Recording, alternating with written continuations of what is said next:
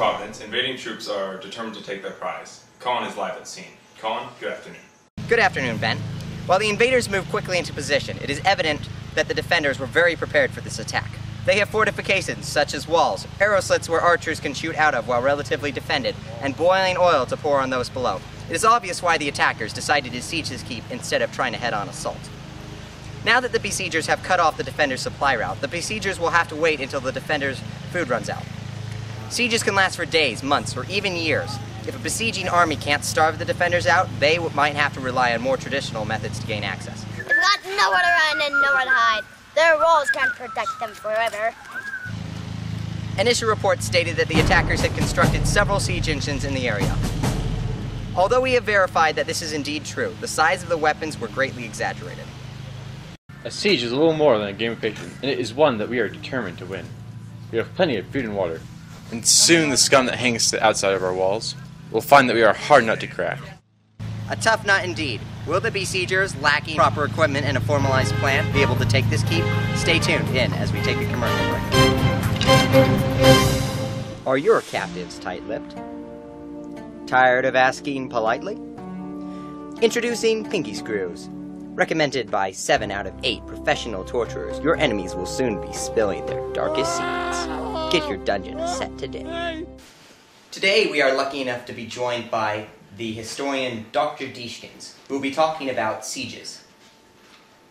Dr. Deeshkins, help us understand the significance of sieges. For the attackers, sieging provided a way for them to take over the strongholds. The advantage of having a stronghold, obviously, is to protect the political power and the people and the resources in place.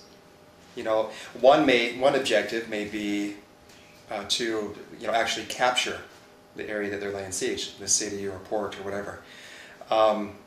But you could lay siege to something with no intention of actually taking it over. For example, a blockade, which would prevent trade going in and out, which would cause economic difficulty. What is the modern importance of sieges? Sieges take place even today. Siege-type tactics, which is cutting off supply routes with embargoes and other restrictions of trade.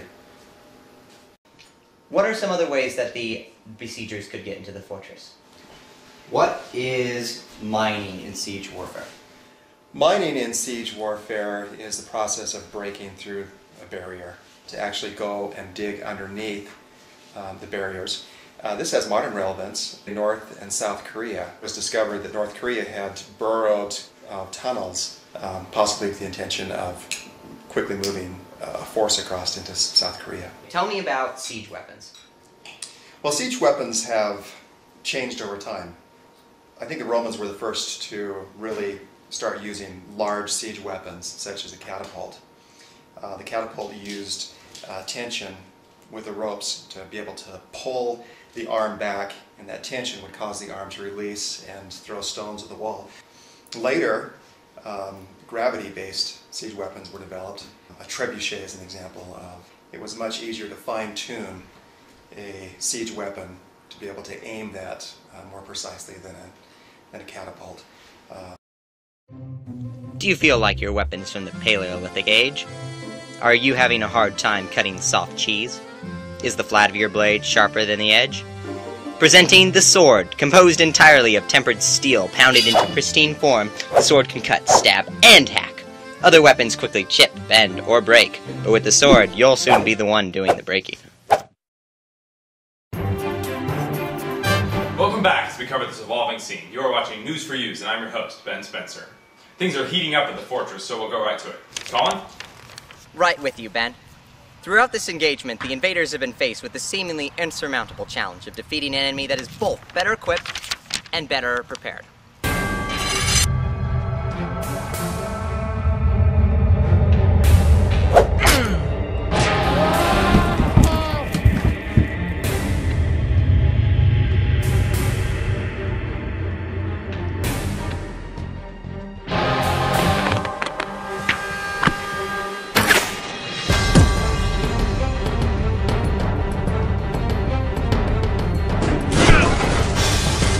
The defense has taken everything thrown at them in stride, and their victory, perhaps a forlorn conclusion.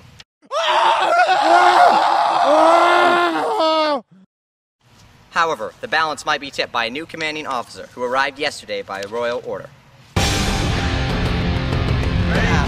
Aim! Fire! I think we're better off with the new commander. Oh yeah, we've upgraded our arsenal, developed an attack plan, and finally found a use for those blasted cats. Sure, he occasionally yells at us and hits us, but that's just the way he shows affection.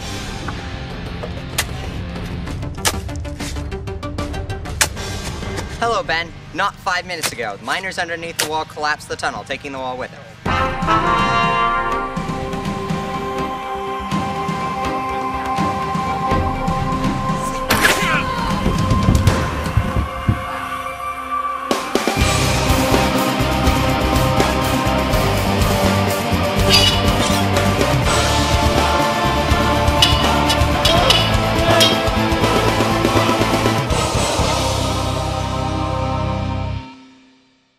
The battle is finally over, and a new flag flies over the keep. This is Collin Anderson, reporting for Providence.